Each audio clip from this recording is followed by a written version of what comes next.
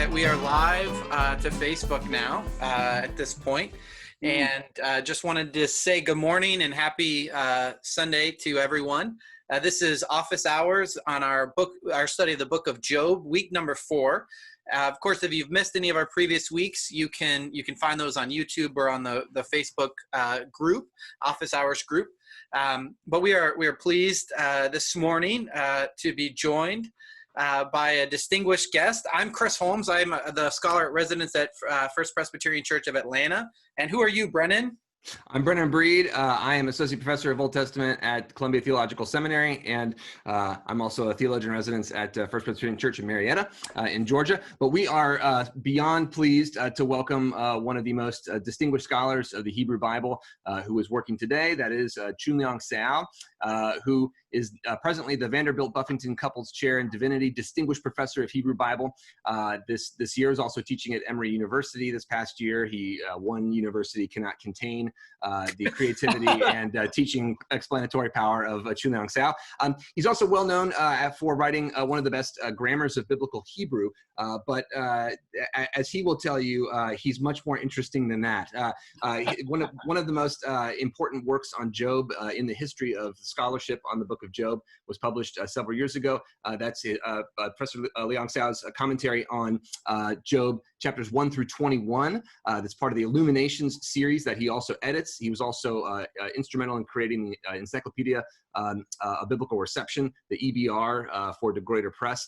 We are all eagerly awaiting the second volume of the magisterial commentary on Job that will also be in the Illuminations series, so keep your eyes peeled for that one. But he's also written hundreds of important articles and thought pieces and is constantly coming up with new ideas. And one of the most important things that Dr. Seow has brought into the world of scholarship, well, I should say lots of people do this work, but he has, in a way, played a huge part in mainstreaming this in biblical studies, and that's the study of biblical reception history.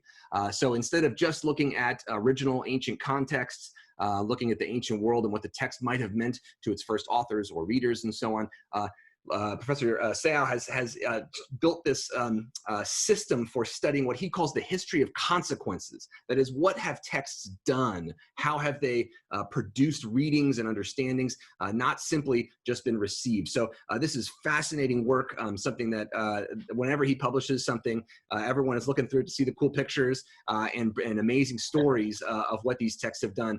So he's recently published a chapter in a book about how Job is a classic. How has Job functioned as a classic of world literature? So in any event, all to say, amazingly creative scholar, but also someone who actually goes and looks at all of these ancient sources in great detail, someone who can look at the most microscopic elements and think about the big picture, someone who also can think about theology and the impact of the kind of ethical impact of all of these different things. I posted, by the way, on the syllabus, a link to a talk that he gave on the ethics of the book of Job. So anyway, there's other bits of Leong Seow's productivity that you can see on our website. But let me just say this. Thank you so much for coming here today, Leong. We are overly pleased to have you and for you to share your wisdom with us today.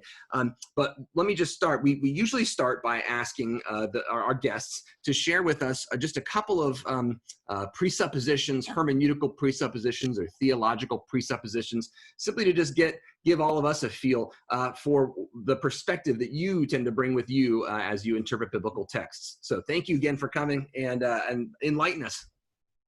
Oh, so much pressure. So what we're dealing with scripture is theological literature. Job, for instance, is a literary classic, as you mentioned. It's a classic that's spawned and preserved in a community of faith. So it represents a faith community's efforts to understand itself and the world in terms of its understanding of God. In this case, a world where traditional understanding of divine justice in the face of blatant injustice is a problem. So it's theological reflection.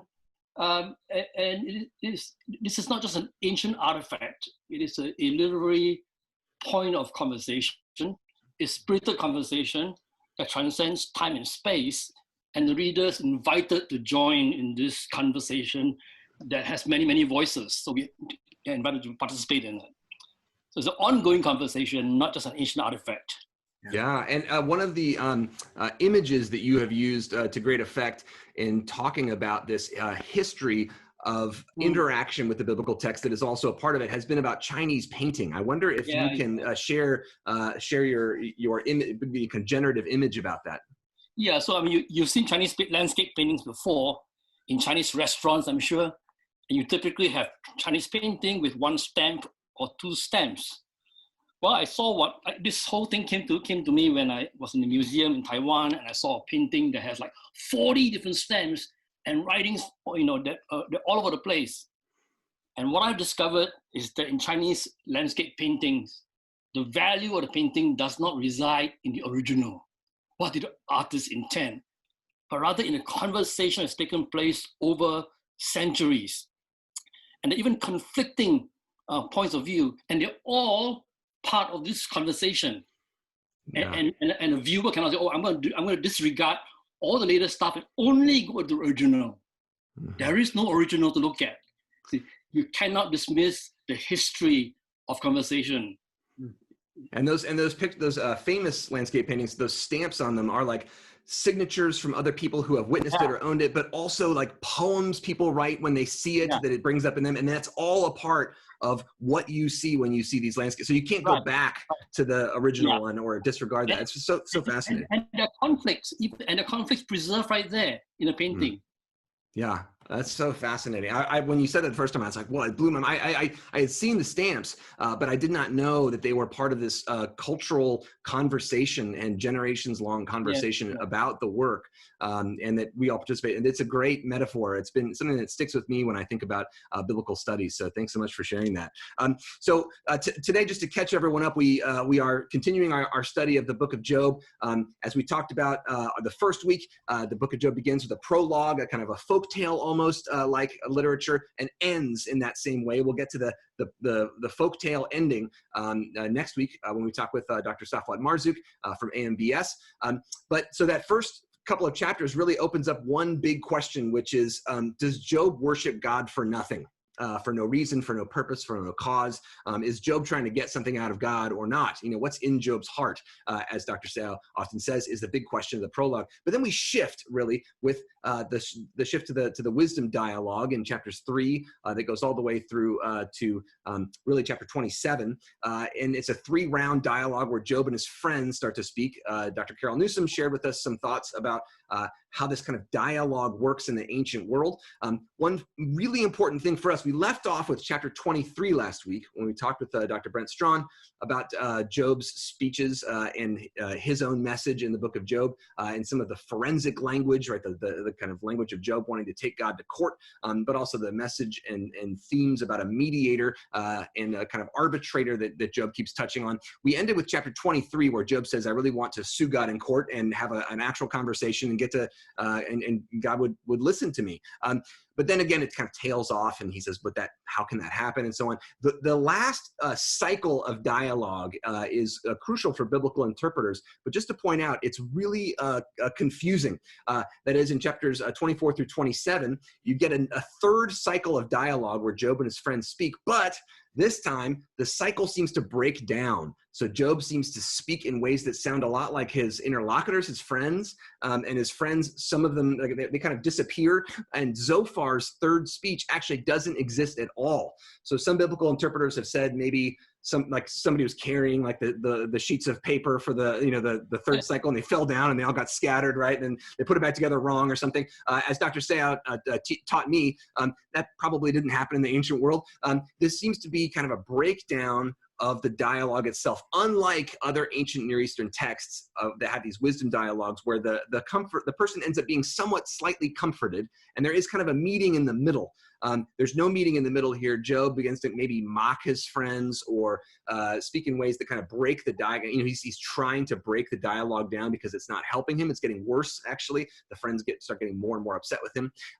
And then we get this amazing poem in chapter 28. And as people have pointed out, it's a bit unclear who even is speaking in chapter 28, but it's a poem about wisdom, as if it's like this object deep down in the earth that a miner is trying to get to, and you pull it out of the ground. It's like a diamond. You're digging deep down in the earth to get it. You pull it out and you look at it, but is that actually wisdom? Where is wisdom to be found is the big question of chapter 28. It's a beautiful poem, a tantalizing poem, one that people have argued over for centuries, and unfortunately can't plumb the depths of that poem today. But then we get this shift to Job's speech in chapters 29 through 31, where he defends himself against God. It's kind of a very legal speech. And he ends with him saying, I'm going to make my signature here. I'm going to wear this kind of, in a way, he's going to try to take God to court, and he's going to wear his, what is that called when you kind of defend yourself, whatever, his legal defense. He's going to wear like a crown on his head. And he's saying, like, God, meet me here. But then we get this interjection. And Leong, I'm sorry to sum all that up, but that's this kind of yeah. Well, yeah. Feel free to take a jab at any of those things that I said that may not be right. But then we shift to a very long and somewhat different part of the book, and that's the speeches of Elihu. And for many years, biblical scholars have said these Elihu speeches look later. Elihu's not mentioned as one of the friends in the beginning or the end of the book. He kind of pops out of nowhere. Some biblical scholars have said his speeches are long and boring and worthless. They just kind of repeat what the friends say. They don't see anything different. One of the things that I was intrigued about, Leong, with your scholarship has been that you have been one of the few biblical scholars who has taken Elihu very seriously and has tried to rehabilitate him. So before we jump into the divine speeches, because they do come right after Elihu's speeches, I just wonder if you might contextualize Elihu's speech and give us a little bit of insight into the way that you interpret these texts. Mm-hmm. So part of this I learned from a medieval Jewish interpreter by the name of Yefet ben Ali from southern Iraq. He basically points out that Elihu comes late, and that's like Joseph, the Joseph story. Mm-hmm. So wisdom has failed. The debate among the wise have failed, and now comes this young man at the end. Mm-hmm. You remember the Joseph story, right? All the sages of Egypt, magicians and so forth have no answer. Then comes young Joseph, the Spirit of God is in him, and he's able to interpret.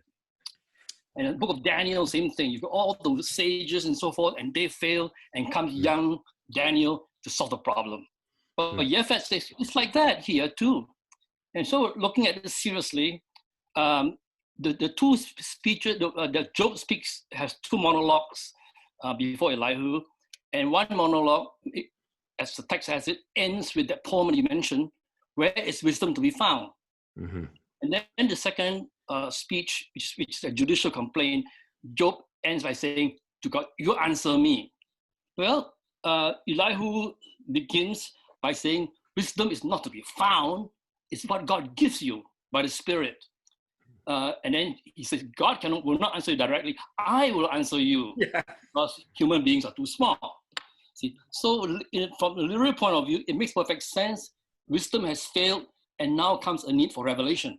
And Elihu represents revelation, a mediated revelation.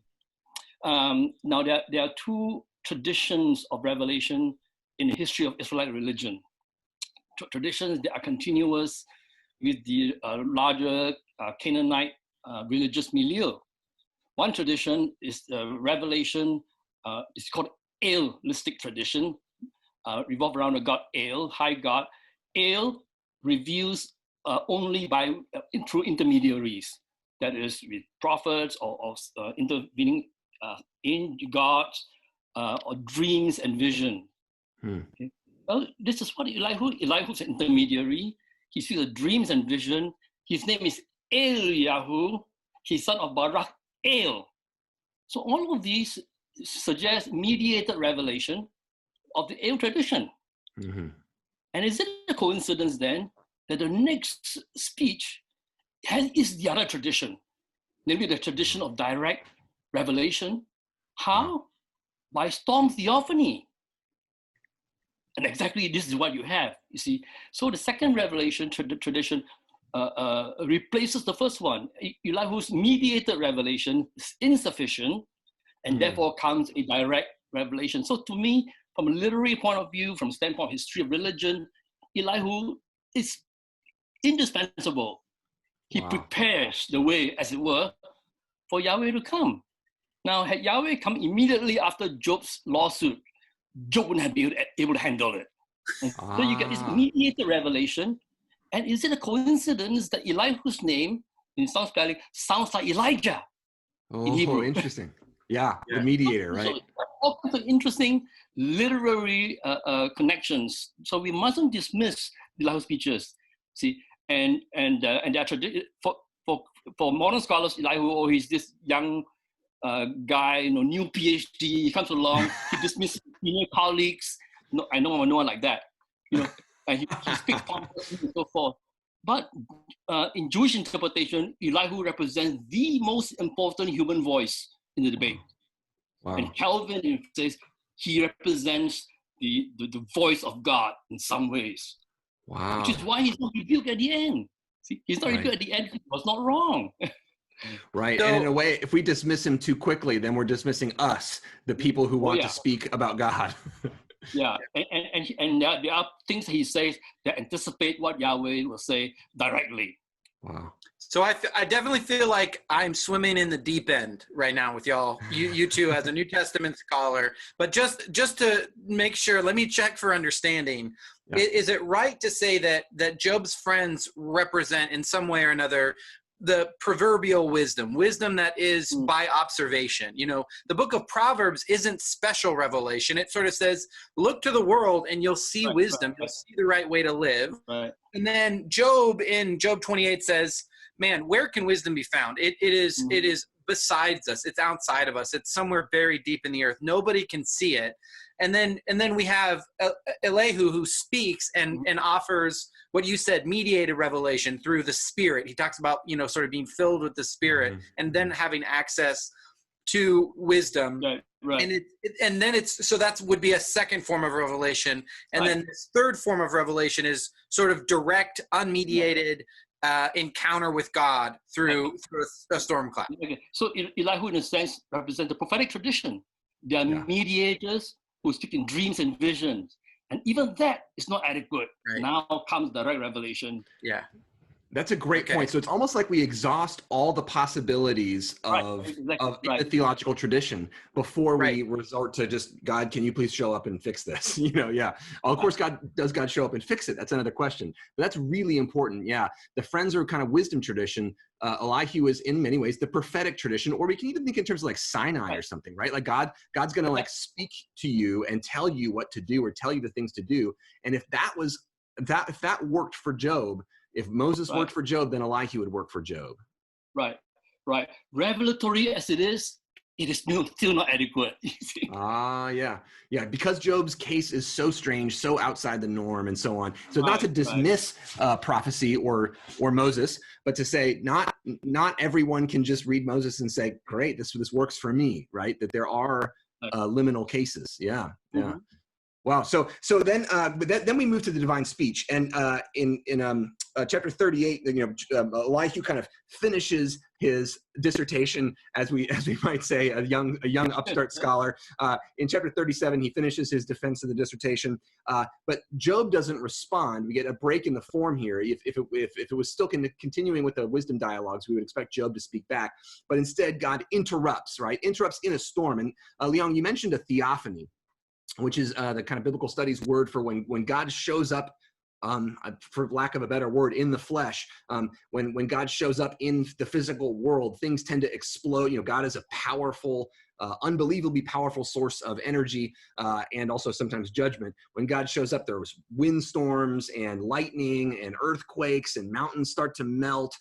So God shows up in this storm. What is significant, do you think, about it being a storm in which God arrives here for this divine speech? Yeah. So apart from what I said about the storm, that's the mode of revelation, storm is incomprehensible.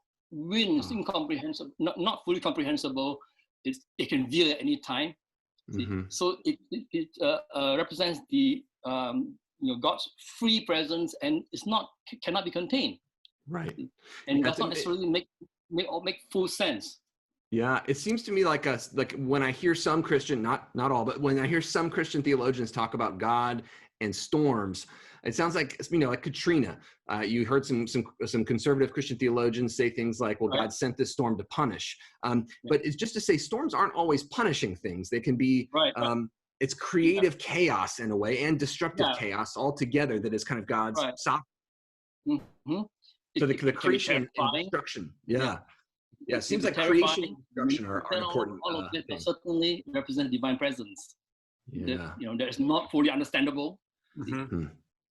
Yeah, as somebody who I grew up in Colorado, and I really only have come to appreciate significant storms since moving to the South, where there's at least, the reality of hurricanes seem much more present, even though we live in Atlanta.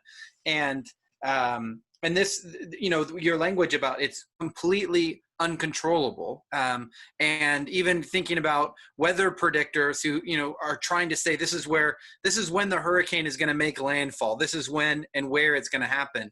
And even the best of science still can't, fully predict what the hurricane is going to do. And that seems to be what you're saying, Leon, about God as a storm is that it is uncontrolled, but it is unpredictable. It is living. The Gospel of John talks about the Spirit of God being like the wind, where it goes and blows where it chooses, which is maybe not as powerful an image as we see with a whirlwind, but suggests the same sort of divine sovereignty, divine choice.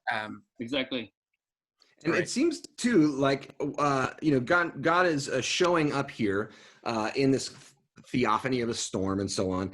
And it says that the Lord, God, Yahweh, answered Job, like responded to Job. And I think a lot of people, when they read this, they think that there's going to be the answer now, as if this is the definitive answer. This puts all the other answers to shame in the book. We can forget about Job's speeches. We can forget about Elihu. We can forget about the prologue, because now we have like the unfiltered words from God. What might you think about that as a lens through which to read these divine speeches? Is that a good way to read them, So in almost every speech, right, that's come before this, so and so answered and said. Every speech is into the same way. So and so answered and said. But now, for the first time, in the first speech and second speech, Yahweh answered Job. Yahweh answered Job. So God insisted that he answered Job, which I think in part to mean he's not answering the friends. Right. Whose issue is retribution. He's answered Job's problem. Now, Job has faced two issues, basically. There's one issue of divine governance. Is the world orderly? Is there some kind of plan, or is it all haphazard, chaotic? Right? And that is in Hebrew, the word itzah, that's the same word for counsel. The word for counsel is also the word for plan and design. Wow. And the first speech of God revolves around this word, counsel or design or plan.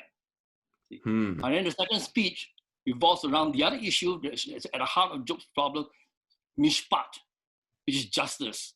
The second speech revolves around that. So the first speech has to do with design, plan, counsel.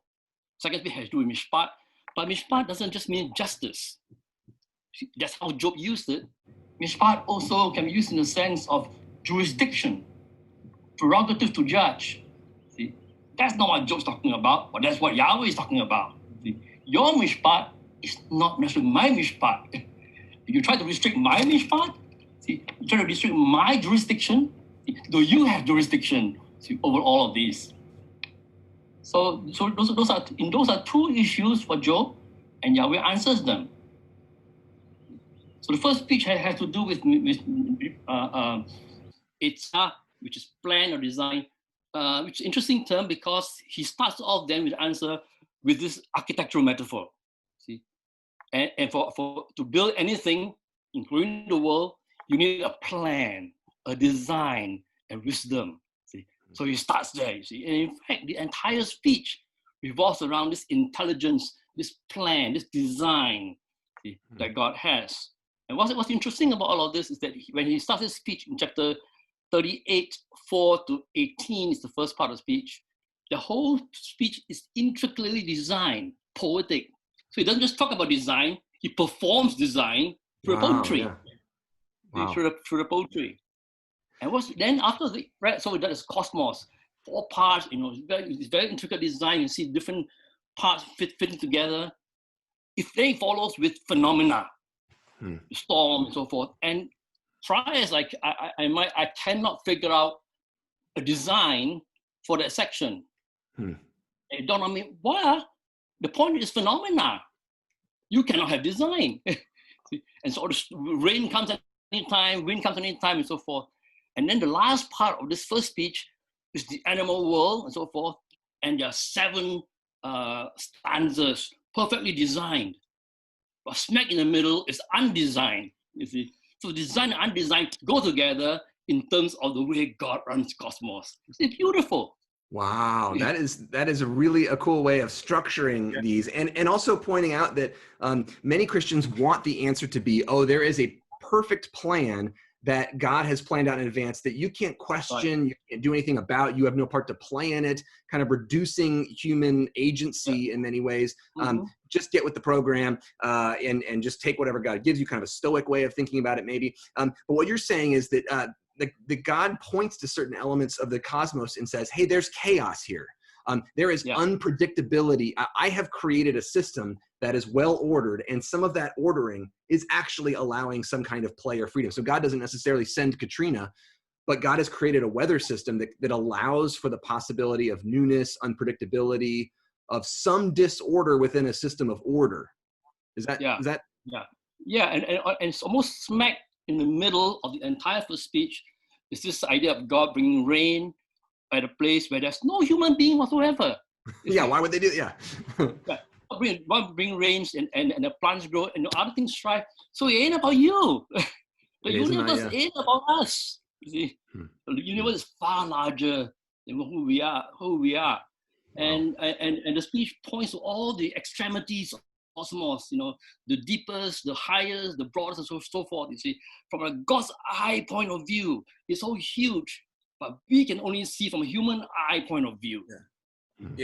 So from your point of view, the whole world revolves around you. See, but it ain't about you. The cosmos is far larger. There is a plan, and you may be part of it, but you ain't all of it. And that's something we've talked about earlier in our study is just the significance of Job's experience. And in the dialogue with his friends, he continues to appeal to sort of his experience, his interpretation of reality. And here, in some ways, God seems to be saying, as you just said, your experience is not all there is. The world is much bigger than you. Yeah. Do you think that then, does that negate Job's experience or his interpretation of his experience or the significance of it? Or is it sort of, it's a counter to, or it's a parallel to? How does that deal with, the value of Job's experience? Yes. So it's not to devalue Job's experience, but to say you do not understand the full scope of it. You only understand your point of view, and that is important, but it's not all important. It's not, and it's not the main thing. See.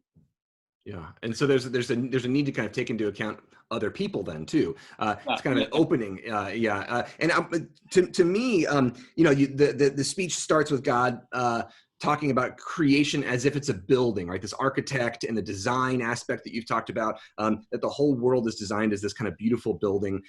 Beauty is an important part of this speech too, right? That the world is kind of awe-inspiring in its beauty, as Bill Brown talks about wonder, or Kathleen O'Connor in the article we posted talks about kind of Elaine Scarry's idea of beauty as this aesthetic and ethical thing, really. But also, there's a shift here, and by the way, happy Father's Day to both of you. But this is a fascinating text for me precisely because it pictures God not necessarily as a father, but there's some mothering imagery here in chapter 38, and about the sea. So God creates the sea and gives birth to it, right? When it bursts, the sea bursts out of God's womb, and then God creates kind of bars and doors, kind of makes a little playpen for it, as if it's God's child, and swaddles it and rocks it to sleep in a way. What is the significance of the sea here? And does it tie up to the sea monster imagery that we get elsewhere in Job, but also in the Behemoth and Leviathan chapters? What is it about sea and chaos and God being a mother here that is so important? It's right at the beginning of these divine speeches, and it seems to be kind of singled out in the text as being significant in some way. So C is one of four components. You have C, then you have you have Earth first, then you have sea, then you have the heavens, and then the netherworld. So 4 dimensions of the cosmos, of which so far I talked about.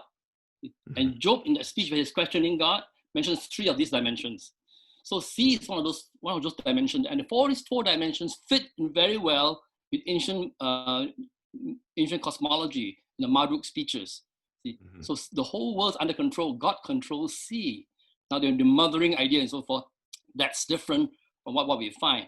But that harks back to Job in Job chapter 3. He wished he would never be born, and if he'd been born, he wished he had not been nurtured and so forth. See, Job sees himself as somebody, he's the enfant terrible. And he goes, yeah, you think you are chaos? See, I control all of this. Even the cosmos, this is what God's parentage. See, it's not just about Job. See, it's the cosmos. Yeah. Even the terrible sea is under God's control. See, the heavens and so forth. So 4 dimensions, which Zophar calls length and height and depth and breadth. See, all of those together, the horizontal and the vertical axes, see, are all within God's purview. And we cannot see all of it. So, ends with, do you know all of it? It says, and scholars try to amend the text because it didn't make a lot of sense. I think it's deliberate. Do you know all of it? No, not all of it. Yeah, he knows his piece. Yeah, and it strikes me that just this idea that God has created this world of order, and many Christians often want to kind of know this specific plan, and this is such an unusual answer, right? But also, I think it makes so much sense that God has created a world with chaos as a fundamental structural part of it. God didn't kill the sea like the ancient Babylonian myths where chaos is represented as a sea monster Tiamat and God kills it, or in the ancient Canaanite mythology, right? God dominates and controls and murders chaos so that there can be only order and control and structure. But instead, you see this kind of dynamic, responsive creation that God has made with these openings so that there can be something like a major storm or something like a pandemic that God isn't necessarily sending. God has created these structures that have opened. But I mean, it strikes me that life, Bill Brown has made this point as well, that life requires a sense of kind of openness or even chaos for there to be anything new. If you want something new, if you want anything to grow, we talked about planting and gardening a bit earlier on this show. Leong and his wife have been gardening some. We've all been experimenting. My wife, I've been killing. Yeah. Good job. But That's my job. In order to have the possibility of gardening and growth and newness, there has to be the possibility of things dying and falling away. And so destruction and a kind of chaotic destruction, but also construction and generativity and creativity and newness and the possibility for us to live and act. All of those are kind of 2 sides of the same coin in a way, right? Yeah. And that might be something that Job. So does this conflict a bit with the prologue, though, where we know that God has done this so that God can try to control the world more by knowing what's in Job's heart? Yeah, so I mean, the whole book, there's a progression about it. So the prologue is deliberately simplistic sounding. So to lead us here now to this climax. Yeah. Is from a pastoral perspective, how do we avoid reading a text like this? Particularly, you could almost imagine somebody, a seminary student perhaps, getting to the end of Job and saying, we can just get rid of the whole rest of it. We get God's answer here. And then begin to channel in their preaching or in their pastoral care. You know what, Brennan? The world is just not about you and your experience. People who are suffering, it's just not about you. You got to take a bigger picture. So how do we avoid taking on God's response and sort of inserting ourselves so that it becomes our speech to those in our lives who maybe are suffering or dealing with hardship? Is it possible? And what's the motivation for trying to hold Job together as a whole, rather than, hey, we could just skip to chapter 38, have chapter 1, maybe chapter 2, and then get to 38 and we get the answer. What's the what's the value of holding it all together and preventing us from being really bad friends? But the book doesn't end there. It goes on. The book doesn't end with the climax. It ends with anticlimax. Right. And how does it end? You know, so in the end, Job responds, and it's an interesting response. He ends by saying, you know, God had asked him, I will ask, and you will answer me. He tells Job, I will ask, and you will answer me. He says twice in the speeches. Then in the end, Job said, I will ask, and you will answer me. Yeah. So Elie Wiesel saw great significance in this. You know, years ago, when Elie Wiesel, you know, who survived the Holocaust, reflected on this, he thought, well, the ending of the book in 42:6, that could not have been how Job ended it. The book, it sounded as if Job surrendered. You know, he should not have surrendered, right? So he said the book originally, he imagined, did not end that way. But then finally Job surrendered, and he gave it, and I said, I cannot surrender, he says, you know. What about all people who died in Holocaust? 20 years later, he reflected on that, and he noticed that question that Job asked. I will ask, and you will answer me. After having this speech, or the speeches of Yahweh, Job's response in the end is the possibility of this mutual questioning, to keep in dialogue with God. And Martin Buber noticed this. He said that not this part, but the speech of Yahweh himself. He's an I thou God. Yeah. It's a God that has invited a conversation between a human being and God. And we can keep asking. And maybe the possibility that we can keep asking, maybe it's enough. Maybe it's enough for us for this time. Yeah. Wow. Yeah, that's great. Oh, that's such a good reminder. And I'm noticing the time, and I'm sorry to move us to another point, but God kind of ends that first speech about God as a mother, divine mother, creating this generativity in the world, this divine structure. God as an architect building this beautiful world, but also with kind of disorder in it, and also this order that both of those play one on the other. But then God ends and asks Job to respond in chapter 40, and Job seems to respond in a way that maybe God doesn't like or something. I mean, but God launches into another speech. Why is it that there's two divine speeches and that Job answers twice? And do you see a reason for that? Is there development or anything? Yeah, so it's kind of a curious thing though. So in medieval Jewish commentator Rashi, he imagines God had spoken, then there's a pause, and then hearing no answer from God, God then countered and challenged the challenger.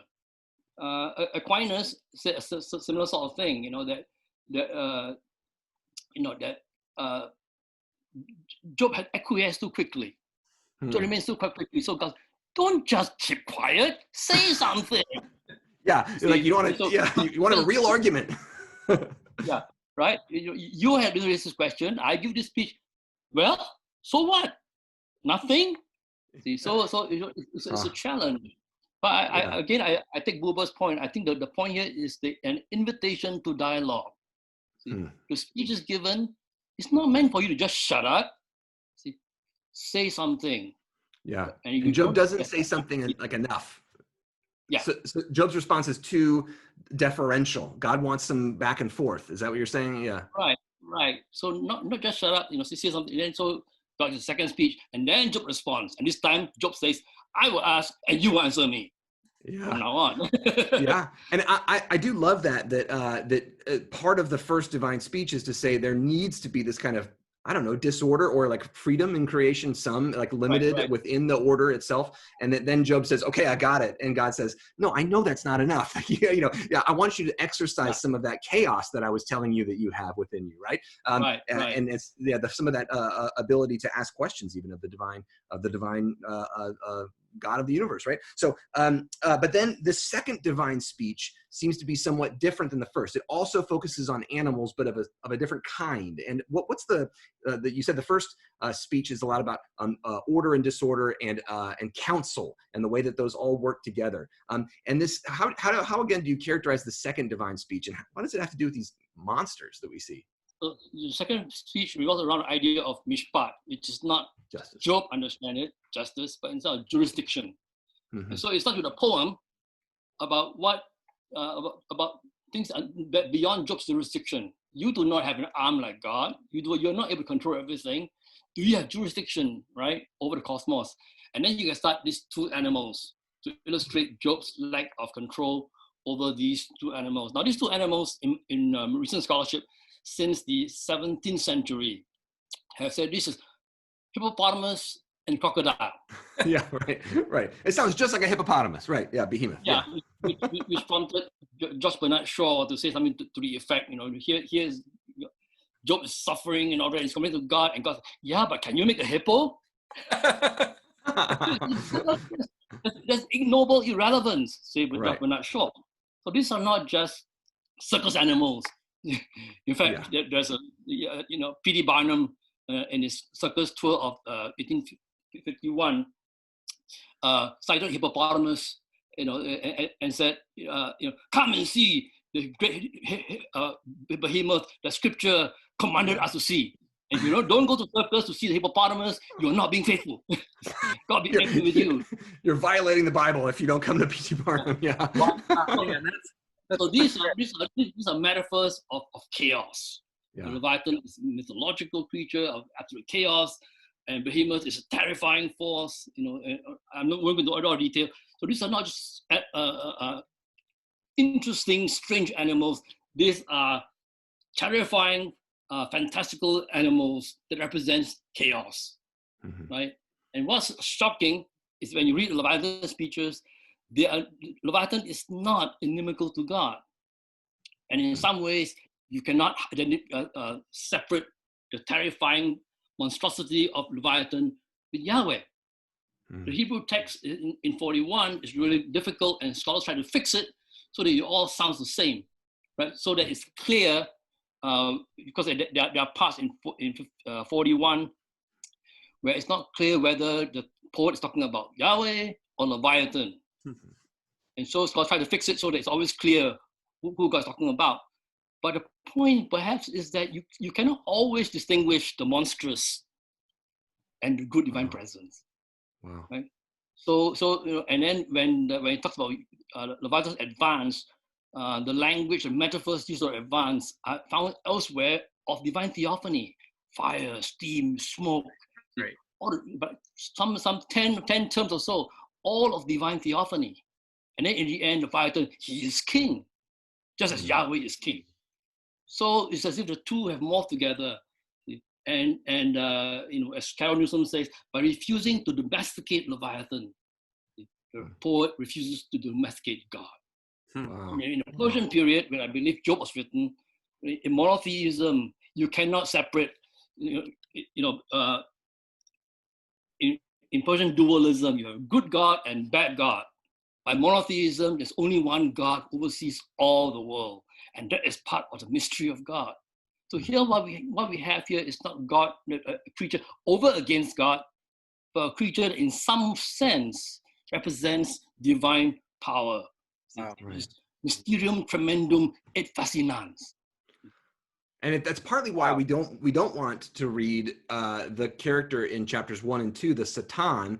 We don't want to read that as Satan and make this as a big fight between God and Satan, because this kind of Leviathan creature is who typically would fight against the good God of the ancient Near East, and the good God would have to vanquish and kill this God. So if this is a big fight between God and Satan, that's actually definitively kind of swept away as a possible interpretation here, because Leviathan is God's plaything that God is kind of proud of, even if it creates chaos and disorder. Right. If you're a true monotheist, you're not going to say that there's somebody else's responsibility. God's responsibility. You may not understand it, but it is God's responsibility. Yeah. It strikes me too that like the sense of order and justice and counsel and openness, the kind of openness that the chaos brings to creation. We talked about COVID a bit, and how in a world where people can build and create things and create new ways of dealing with one another, or new art and so on, there also has to be this openness for weather and for even things like the generation. That isn't that God's doing this to us, but this is part of the world where creation and death happen. And it seems to me like we can talk about this also in terms of kind of a protest movement too. It's disorder. And it seems like to many people, it's striking at the heart of the idea that we have an ordered world when there is disorder in our social system. But also that disorder might be a part of the bringing down of a bad structure and of the generation of a new one, but at this moment of chaos. Yeah, disorder, chaos is outside of our jurisdiction. Using God. So the first speech, right? Even the weather, we think, oh, we should just pray to God for good weather, and we'll do, we domesticate everything in the world. We pray to God for good weather and so forth. No, if it rains, it rains, and it rains. It's not about you. See, right? And same thing too. Right? Chaos is outside of control. We have no jurisdiction. That's God's jurisdiction. We cannot understand it. It's simply a mystery. Wow. So as I was reading the divine speeches, I sort of was and thinking about how do they speak to or give voice to the current cultural, social, political world that we all find ourselves in. I was left wondering if these divine speeches are at all comforting for the reader or for Job. And as I was asking that question, I thought, maybe that reflects my own sort of very modern sensibility that God should be comforting and safe and controllable, right. And that maybe that's a bad question to ask. Well, yeah. So, of course, it's a question that we have to ask. So this pandemic we have, this is not the first time. This is not the first time the world has been traumatized by a terrible invisible monster, as it were, right? And I'm not just thinking of the pandemic of 1918. You look back history, you have in the 14th century, the Great Plague, the Black Death that devastated much of Europe, especially France and Italy. And then you have venereal disease that came on in the 16th and 17th century. What's interesting is that in these moments where the pandemic struck, there has been huge spike in interest in the book of Job, and especially in the visual art. A lot of visual art came out in the 14th, 15th, 16th, 17th in response to the pandemic, the monstrosity that devastated the world. But what's interesting to me is that these books of art do not proffer any answers. They don't proffer any answers. They simply express the grief. The book of Job expressed grief and terror and fear for us, and yes, anger. And so they represent this art that doesn't give answer, but allows a freedom of expression, of grief, all right, and an open question, a plea to God to intervene, but no answer. So I would say the same thing. That, we have been attacked by a terrible monster. It's not the first time. Yeah.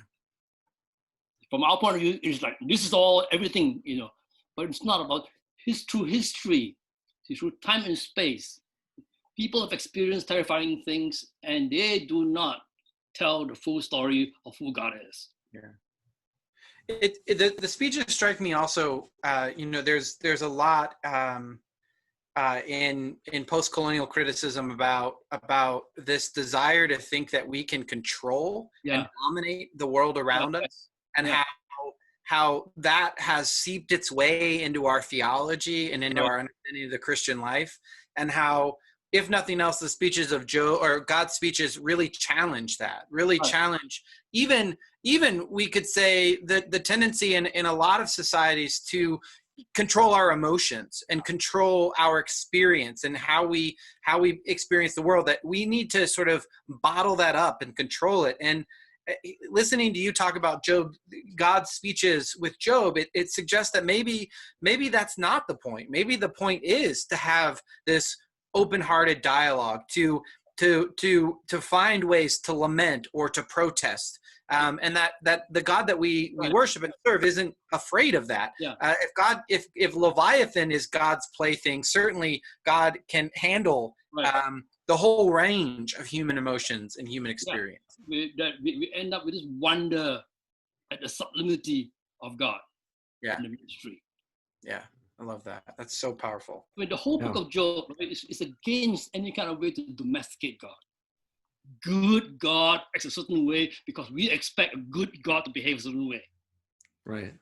Yeah, and like a God that is kind of a servant of the order, right? Or a servant of our social order, or et cetera. Yeah. Right. So, I mean, the God of the whirlwind. I mean, I think of some of the things that we're experiencing right now. COVID, but also, the kind of social upheaval we're seeing today. Some of that we can look at and say, COVID isn't a punishment for sins that people have committed. It's part of the natural order that God has created, where there is the possibility of bacterium and viruses and things like this, and the mutation of these things, right? This is a part of the world. And so our response isn't to judge people because of it or something, but to try to fix it, try to do what we can, right? Use our chaotic powers in some way to, contribute. But also the sense that when we see this kind of disorder, there's many Christians who are calling on God to kind of restore the order of, let's say, all lives mattering or something like that, right? But instead to say maybe God's at work here in this disorder, in this disruption, in this moment of chaos, not by sending the chaos, but this is a moment of generativity, which itself is divine. So, I mean, I think of the early church in Acts or something, right? This kind of disruption that happened on Pentecost, where there was different ethnicities communicating with each other, in ways that they could understand, and that this was in some way kind of disruptive to a sense of order and hierarchy that could have existed at the time. So in any event, all to say that this, I think it's a very different way of thinking about God's role in disorder. It's not that God is creating the disorder or that God is in a way fighting against it, but that God is the generative source of all of this order and disorder. Yeah. They're all under God's purview. Yeah. Right. So it does put some ethical stuff on us. This conversation about disorder and order reminds me. So my wife's aunt is a retired Forest Service ranger, and has told this story so many times about how natural forest fires are, like that in the chaos of a forest fire in its original environment is ultimately a very healthy thing, that there are certain trees whose seeds cannot be released until temperatures are raised to a certain degree, that through this chaos really order and generativity comes about through the chaos of fire. And how dangerous it is that we've created communities in these forest communities and then try to control that chaos. And how just this contrast of our desire, I would say, again, no hating on people who live in the forest, right? Like, that's totally cool. But that ultimately our desire to hem in chaos or completely control chaos is ultimately destructive. In the same way that perhaps people would be interpreting some of the protests that we're seeing in the cities around us and say, no, we gotta control that. We've gotta go through the structures that we've created to deal with this. And that's ultimately perhaps a destructive way to sort of say no to that chaos when there is a reason for it. I think the point is that you don't try to control chaos, right? I mean, you don't try to control the pandemic. You do. You try your best, but you may not be able to do it. Yeah. You may not fix it. It may be out of your control. And not to say don't do it. You try. It is important to try. Order is better than chaos. But you are not in charge. But you are not in charge. You do your best, but you are not in charge. You're only one teeny tiny little point in the entire cosmos. Yeah. And so, Leon, what would you say to the question, is Job a theodicy? And if that word is new to anyone, we'll be talking about this more next week, but I just wanted to get your thoughts on this. But a theodicy is this big kind of, it's a big question to say, how could it be possible that God is good, that God is all powerful, and that evil exists? And so if you say, well, Satan's the one who brings evil in the world or whatever, that's kind of one solution to the question of theodicy. But we're saying that's not what Job is saying. So is Job a theodicy? Is it trying to answer that trilemma, or is it doing something different here? So the term theodicy was coined in 1710 by Leibniz, who was responding to a French philosopher who argued that the chaotic world proves that God doesn't exist. So Leibniz said, well, the world is at the optimum, as best as it ought to be. So theodicy for Leibniz is basically a defense of God's goodness. So in that sense, the book of Job has a number. So theodic means to defend the goodness of God. The book of Job has a number of responses, right? Job's friends are definitely theodic. They defend God's goodness. Job is anti-theodic. He argues against the goodness of God. Right. See, Yahweh is theodic. He's not addressing the issue. It's theodic. It's not about the question of God's goodness. And the framing of the book itself is theodic. Right? Mm-hmm. How does it start? It starts with saying, well, God participates in this wager. Right? Is there any question that God was involved in it? No. At the end, God gives back everything twofold. Who does that? Who does that but one who is guilty? So the framing of the book suggests that theodicy is not the issue. Right. It does not try. There are different points. There are those who defend God and so forth. But in the end, it's not a defense of God's goodness. Yeah. It invites us to join the questioning. Yeah. As if God is bigger than that. God doesn't necessarily need us to defend God, right? Yeah. So Job doesn't offer us a final answer. The speeches of Job don't even offer us a final answer, but they invite us to the sort of rigorous questioning, rigorous dialogue with maybe our human counterparts, but certainly with God that is modeled in the book of Job. Right. With many voices. There's Job's voice, there's the friends' voices, there's Elihu's revelatory, immediate revelation, all of those voices, and the voice of the narrator in a lively, spirited conversation in which we are invited to participate. This may be a different way of asking that same question, but just to kind of make it clear for folks, we talked a little bit about how in Job's speeches, he develops like a legal metaphor, right? He wants to sue God, take God to court. In part, this might play on some of the ideas of covenant, that God's made a deal with us, that God's going to love us and take care of us, and we're going to love God. And Job didn't stop loving God. So what happened, right? Did God, kind of go back on the deal or something? And so Job might sue God, take God to court. And that's why Job wants this mediator and so on. So if Job in chapters 29 to 31 is suing God, officially suing God, and then we get the Elihu's intervention, and then we come to the divine speeches. What would your response be to the question? So what happened with that divine lawsuit? I mean, if he could sue God, what would happen? But what actually happens with the legal metaphor here? Ed Greenstein argues that it's legal metaphors still in the Yahweh speeches. I don't see God really taking up legal metaphor. It's beyond human jurisdiction. Mm-hmm. So in other words, the response is, you can't sue God. Sorry, it's just not the rules of the game. That's right. It's not. Right. Yeah. Laughed out of court. Yeah. You can't take God to traffic court. Yeah, the whole justice issue is taken up another plane. Yeah. It's not something that can be resolved in a court of law. That there is a divine justice, but it's beyond us. We work with like a different kind of rules in a way. Right. Buber calls it distributive justice. God dispenses justice. We are about retributive justice. But the Yahweh speeches about distributive justice, he says. I like that idea of distributive or redistributive justice. That sounds timely. Yeah. Well, I'm looking at the time, and we are approaching the end. We have about a minute or two left. And Brennan, I know that we want to sort of give our viewers a heads up about what's going on. So we have one more week in the office hour study of Job. Next week we'll conclude, as Brennan mentioned, with Safwat Marzuk. And then we're going to take July off and start in August with a study of the book of James. And so more details on that to follow. But our plan right now, because we think that some faith communities are going to go back to worshiping in together, at least in some form or fashion.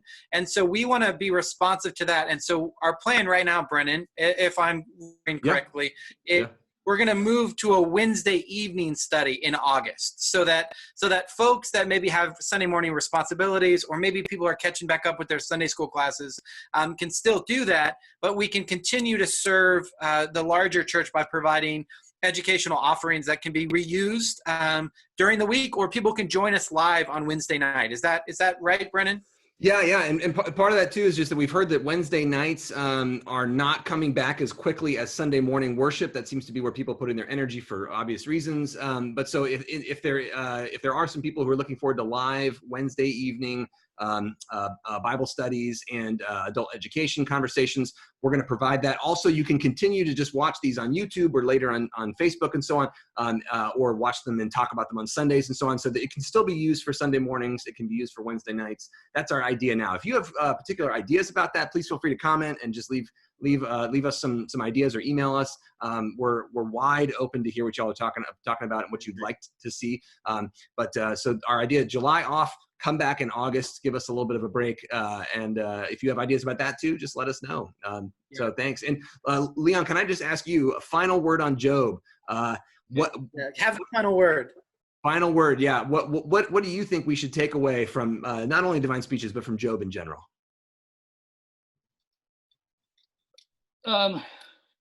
Big question, I know. Yeah. Oh, well, the freedom and the privilege to be engaging God in conversation and give and take. Wow. That's amazing. Yeah. That is, and it's often not what people take away or think that they're going to take away from Job. Don't be afraid. Don't be afraid to ask. Right. Wow. Even if there's no answer. Wow. Well, thank you so much again. This is again Dr. Choon-Leong Seow from Vanderbilt University. We are so overjoyed and grateful for you taking your time to join us here and to share your wisdom. And we are all looking forward to learning more from you in the Job chapter 22 through 42 commentary. Which, you know, we understand that might take a long time to get through the Divine Speeches here. They're pretty complicated. But thank you so much again. And we all looking forward to seeing y'all next week with Dr. Safwat Marzouk from AMBS. And he will be joining us to talk about the question, is Job a theodicy? And also the prose epilogue. So we'll be trying to wrap things up about Job then. So thank you all so much. And see y'all next week.